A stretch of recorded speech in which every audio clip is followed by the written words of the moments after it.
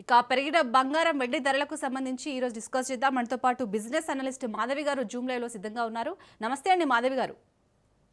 నమస్తే అండి. నమస్తే అండి మాధవి గారు. చూస్తున్నాం దగ్గర దగ్గర గోల్డ్ 2 లక్షలకు చేరువలనే ఉంది. అంటే ఈ వీక్ పెరిగే ఛాన్స్ ఉంది. అలాగే వెండి. సో ఇంత హెవీగా పెరగడానికి రీజన్ ఏంటి? ఫస్ట్ గోల్డ్ దగ్గరికి వెళ్దాం. గోల్డ్ ఇంత హెవీగా పెరగడానికి రీజన్ ఏంటి? అలాగే ఇప్పుడు పెరిగిన ధరలు ఇదే విధంగా ఉండే అవకాశం ఉందా?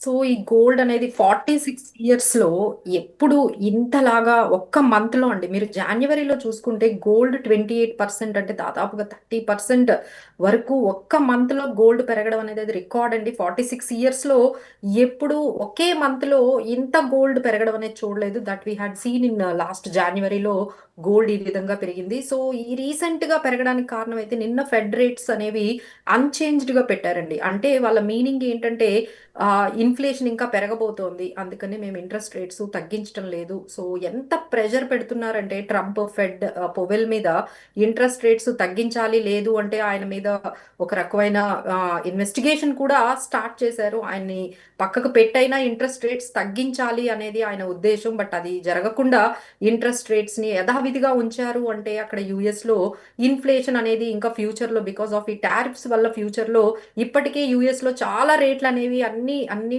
బాగా పెరిగాయండి. ఇంకా పెరిగే అవకాశాలు ఉంటాయని చెప్పి వాళ్ళు ఇంట్రెస్ట్ రేట్స్ తగ్గించలేదు. సో ఎప్పుడైతే ఇన్ఫ్లేషన్ అనేది ఓవరాల్ గా పెరుగుతూ ఉంటుందో దానికి తగ్గట్టుగా బంగారం అనేది పెరగడం అనేది దట్ ఈస్ ద మేజర్ మనం ఏమంటామంటే రిలేషన్ బిట్వీన్ ఇన్ఫ్లేషన్ కి తర్వాత ఈ గోల్డ్ రేట్స్ కి. సో దానివల్ల మనకి ఇప్పుడు మళ్ళీ జనవరిలో లేకపోతే నిన్న ఒక్క రోజులో అండి ఒక్క రోజులో 11,000 మనకి 11,000 పైనే ఒక్క రోజులో మనకి బంగారం పెరిగింది. సిల్వర్ అయితే మీరు గమనిస్తే వన్ డేలో మనం చూసుకున్నట్లయితే దాదాపుగా 25,000 అండి. 25,000 ఒక్క రోజులోనే సిల్వర్ పెరిగితే బంగారం అయితే 11,770 రూపీస్ వన్ డేలో పెరిగిందంటే నిజంగా ఎవరైతే ఈ బంగారం కొనడానికి వెళ్ళారో వాళ్ళకి నిజంగా పెద్ద షాక్ లాగా మనము తీసుకోవచ్చు. సో ఇది ఓన్లీ మీరు చెప్తున్నట్టుగా ఇది ఓన్లీ డిమాండ్ అండ్ సప్లైకి తగ్గట్టుగా వెళ్తోంది అంటే అది అన్నెసరీ అని అనిపిస్తుందండి. ఎందుకంటే ఇక్కడ ఎట్లా ఉందంటే డాలర్ వర్సెస్ మెటల్స్ నడుస్తుందండి. So okay. ఎంటైర్ ఈ మొత్తం ఇంత విధంగా ఈ విధంగా గోల్డ్ సిల్వర్ పెరగడానికి కారణం ఏంటంటే డాలర్ స్ట్రాంగ్ గా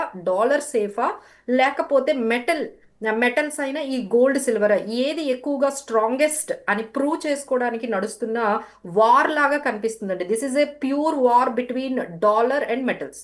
సో మీరు గమనించారో లేదో ఒకవైపు డాలర్ ఇండెక్స్ పడుతూ ఉంది. అంటే ప్రపంచంలో డాలర్ మీద ఉన్న ఏదైతే ఆ స్ట్రాంగ్ బిలీఫ్ ఏదైతే ఉందో ఆ ట్రస్ట్ ఏదైతే ఉందో దాని మీద ఉన్న డిమాండ్ ఏదైతే ఉందో అది నెమ్మదిగా వరల్డ్ మొత్తం కూడా డాలర్ కి వ్యతిరేకంగా వెళ్ళడము ఆ డాలర్ ని తగ్గించడం కనబడుతుంది. అదే విధంగా ఈ silver and gold especially metals ని డ్రా డాలర్ కి ఎగేనెస్ట్ గా స్ట్రాంగ్ గా చేయడానికి ఈ విధంగా పెంచుతూ ఉన్నారు అన్నట్టుగా మనకు కనిపిస్తుందండి. So this is a war between metals and dollar. So ఎంతవరకు దీన్ని తీసుకొని వెళ్తారు అంటే డాలర్ ఇప్పుడు 104 నుంచి ఇండెక్స్ ఇప్పుడు 97 వరకు వచ్చిందండి. సో ఇంకా డాలర్ కానీ పడుతూ ఉంటే ఇంకా వాళ్ళు ఏ విధంగా ఈ మెటల్స్ ని ఎంతవరకు తీసుకెళ్తారు. నెక్స్ట్ టార్గెట్ గోల్డ్ 2,50,000 అంటున్నారు. తర్వాత సిల్వర్ 5 lakhs అయిపోతున్నా మనం ఆశ్చర్యపోక్కర్లేదు. మాధవి గారు, అంటే స్టాక్ మార్కెట్లు పడిపోతే ఇటు గోల్డ్ సిల్వర్ ధరలు హైకి పెరుగుతాయని ఒక భావన ఉంది. అది ఎంతవరకు నిజం? అది ఎప్పుడు జరుగుతూ ఉంటుందండి. అంటే ఇప్పుడు ఈ గోల్డ్ సిల్వర్ పెరగడానికి ఎప్పుడు కూడా మార్కెట్లో ఒక అనిశ్చితి ఉంది. మార్కెట్లో ఒక రిస్క్ ఫ్యాక్టర్ అనేది ఉంది అని మనకి ఎప్పుడైతే తెలుస్తుందో ఎకానమీలో కానీ జియో పొలిటికల్ ఇష్యూస్ లో కానీ నేషన్ లో కానీ ఎప్పుడైతే ఒక రకమైన అభద్రతా భావం వస్తుందో ఇమీడియట్ గా గోల్డ్ అండ్ సిల్వర్ అంటే ఒక రిస్క్ కి సంకేతంగా గోల్డ్ అండ్ సిల్వర్లు అనేవి పెరుగుతూ ఉంటాయి. ఇప్పుడు అదే మనకి జరుగుతూ ఉంది.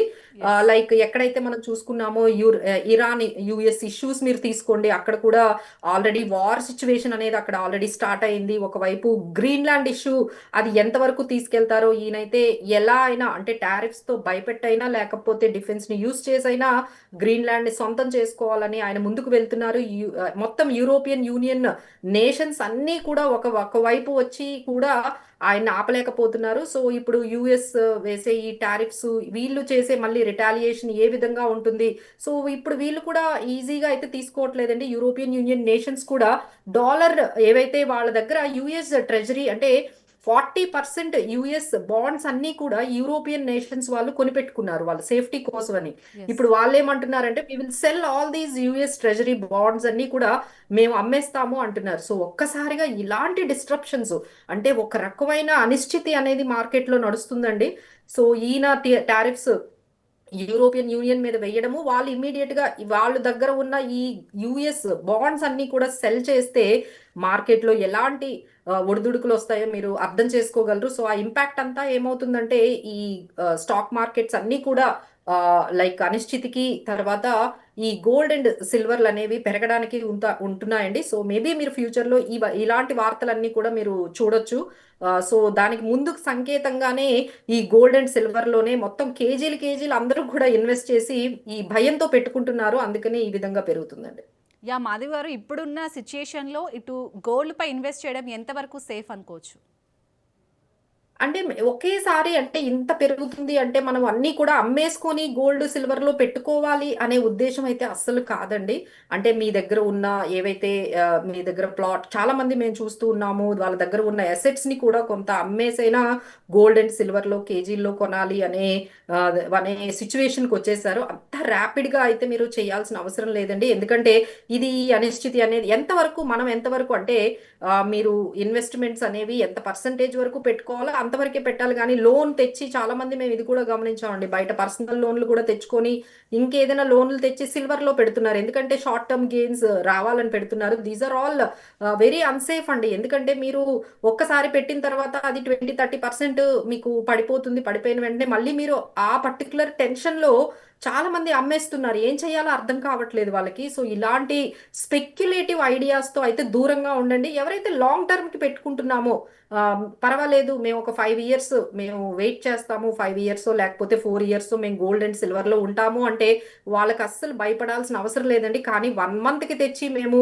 ఈ పర్టికులర్ ప్రైస్ లో మేము కూడా ఈ షార్ట్ టర్మ్ గెయిన్స్ మేము తెచ్చుకుంటాము, 1-2 months కి మేము ఎక్కడి నుంచి అయినా మనీ తెచ్చి ఈ గోల్డ్ అండ్ సిల్వర్ లో ఉన్న ఈ ర్యాలీని క్యాచ్ చేద్దాం అంటే మాత్రం that is going to be a very risky. Okay, right. Thank you అండి మాధవి గారు.